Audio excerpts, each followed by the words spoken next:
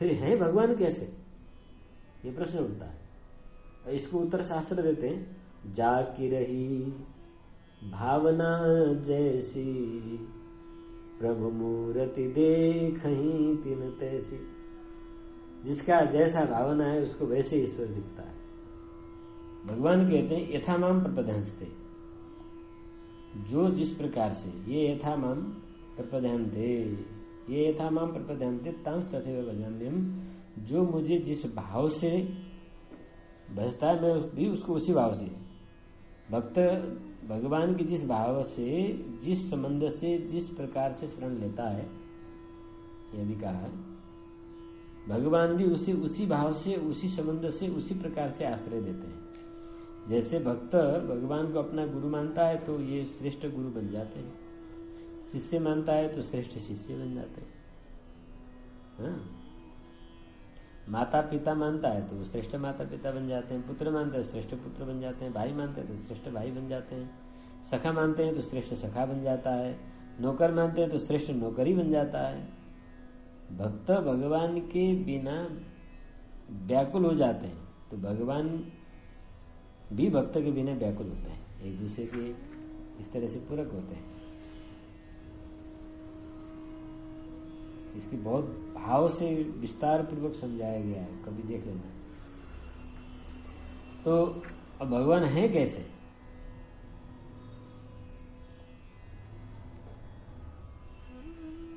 इस बात को जानने के लिए तब हमें फिर गुरुदेव की हमें आश्रय चाहिए।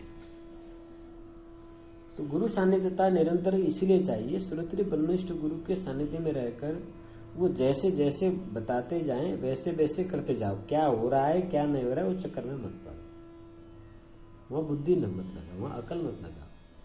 वो तुम्हारी स्थिति को देखते हुए तुम्हें निर्देशन देते जाएंगे, बताते जाएंगे, धीरे धीरे तुम्हें अर्थपंचक समझाएंगे। अर्थपंचक और तत्वत्रय इसे जानना जरूरी होता है।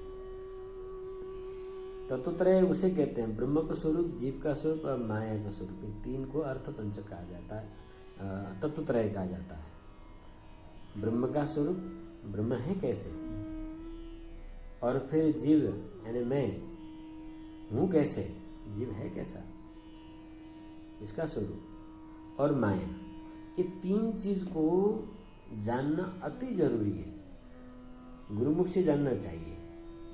ब्रह्म, जीव और माया। इसके बाद इसका जानने की उपाय क्या है, इसे प्राप्त करने की, उस ब्रह्म को प्राप्त करने का उपाय क्या है।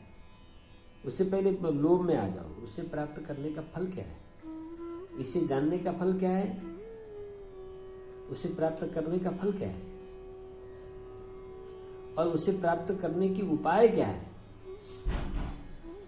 और प्राप्त होने में बाधा क्या है। इसे कहते हैं अर्थपंचक। प्राप्ति उपाय, प्राप्ति फल, प्राप्ति विरोधी, प्राप्ति स्वरूप और प्राप्य स्वरूप, इसको अर्थपंचक कहा जाता है। तो अर्थपंचक पूर्वक श्री गुरुदेव के सानिध्य में बैठ के जब हम कर्मश अभ्यास करते जाते हैं तो स्वतः उनकी कृपा से हम पे वो धारणा जो होनी चाहिए वो स्वतः बनता जाता है। फिर जैसे जैसे आगे भक्ति दृढ़ होती जाती है तो संबंध में जोड़ दिया जाता है, क्योंकि हम तो मानव देह वाले,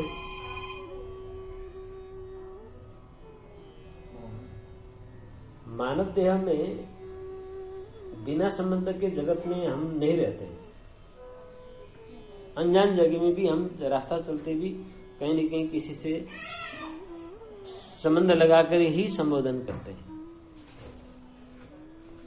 तो जब इस जगत में रहने के लिए हमें कहीं न कहीं किसी न किसी के साथ संबंध जोड़ने पड़ता है। जैसे आज हम आपके साथ हैं तो हमारे संबंध जुड़ा हुआ है, बिना संबंध तो हम लोग है नहीं, रिश्ता चाहिए। तो भगवान के साथ भी हम अपने रिश्ता जोड़ लेते हैं। अब जैसे कि अभी आपको कहा जाए इस बच्ची के लिए कोई धारणा बनाओ, तो कोई धारणा बनाने की कोई विधि सिखाना पड़ेगा क्या, क्योंकि ये आपकी बच्ची है। अब इसके लिए श्रेष्ठ जीवन, श्रेष्ठ शिक्षा, श्रेष्ठ भोजन, श्रेष्ठ भेष देने के लिए आप हर प्रयत्न स्वतः करते जाओगे, स्वयं आपके आचरण में आ जाएगा। वो आपके भीतर सीखा नहीं है पर स्वाभाविक बैठा है।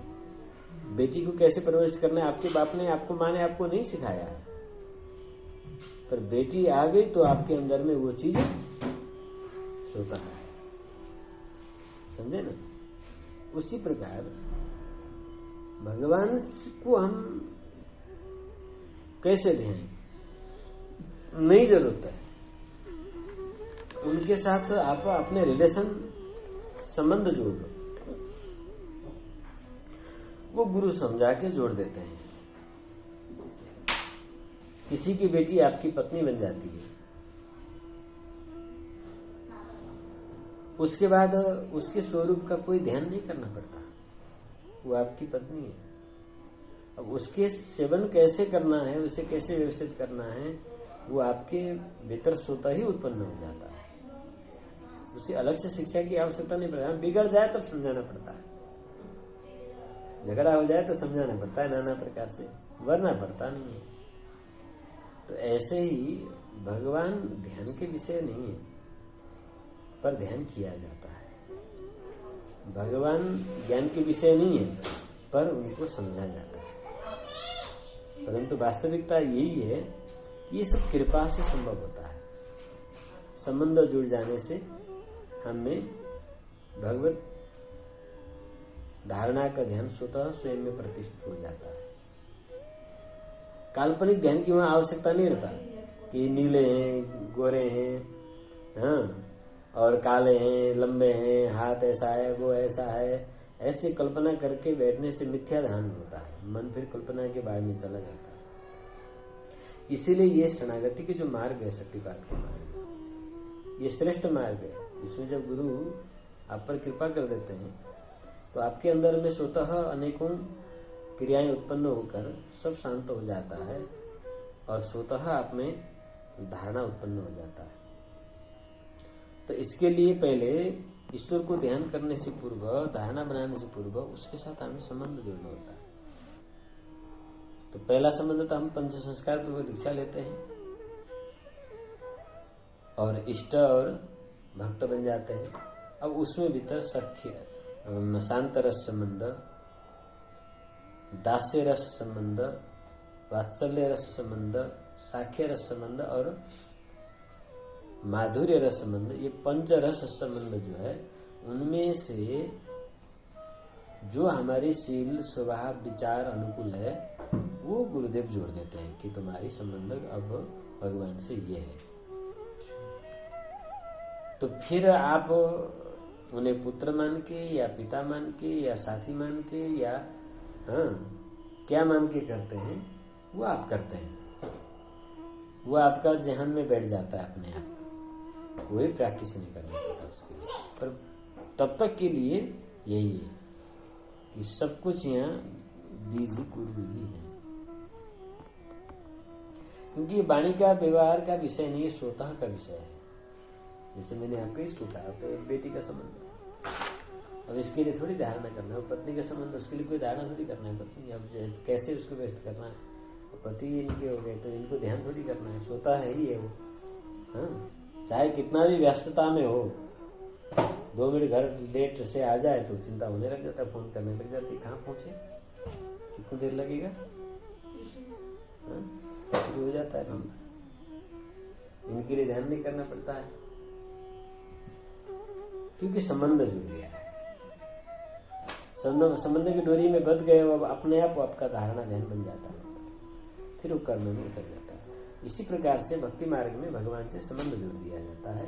संबंध जुड़ जाने के बाद में फिर आपका ध्यान, धारणा, कर्म एक साथ उतर जाता है। तो भी तो कहा यही है कि जाके रही भावना जैसी, प्रभुमूर्ति देखेंगे तैसी। तो गुरु हमें कृपा करके हमारी भावना निर्माण का काम करते हैं, हमारी भाव निर्माण के काम करते हैं। वो मौका देनी चाहिए हमें गुरु को। इसीलिए गुरु के सानिध्य में रहना चाहिए, जाना चाहिए और अनुसरण करना चाहिए। वही चीज बताएंगे आपको जिससे आपकी भाव का निर्माण हो। भावस्य भगवंता, भाव ही सर्वस्व है। तो भाव का निर्माण गुरु करते हैं। जैसे बच्चे के अंदर में आप संस्कार का निर्माण के लिए प्रयत्न करते हैं, उसे ऐसा बैठो, ऐसा उठो, ऐसा खाओ, ऐसा नहीं करो, ऐसा करो। हाँ, वो कर रही है। अब आपके मन में गुस्सा तो आ रहा है और नहीं करो कहना है तो सुनेगी नहीं, तो नहीं करो। तो उसके नहीं करने का भाव उसे उत्पन्न करना होता है। तो ऐसे गुरु हमें चेष्टा करते हैं। जैसे आप इस बच्चे को उचित शिक्षा देने के लिए हर प्रयत्न करते हो, उसी प्रकार से गुरु शिष्य को इस बच्चे के भांति भी समझाने का प्रयत्न करते करते जब आप प्रौढ़ हो जाते हो तो एक संस्कारी बच्चा बन जाते हो। वैसे हमेशा माँ बाप की शिकायत के पात्र होते हैं बच्चे, हाँ, तो भी उसमें एक संस्कार हुआ जाता है। आज का पहला प्रश्न का समाधान इतने करते हुए, ये था माम प्रपद्यन्ते तांस्तथैव भजाम्यहम्, ये था माम प्रपद्यन्ते तांस्तथैव भजाम्यहम्, मम वर्तमानुवर्तन्ते मनुष्या पार्थ सर्वशः। इसी को मानस में कहते हैं, जाकी रही भावना जैसी, जाकी रही भावना जैसी,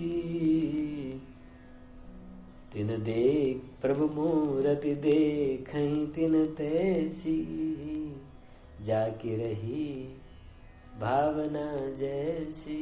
तो भावना बनाना है, धारणा बन जाता है। बोलो सियावर रामचंद्र की, हनुमान जी महाराज की जय।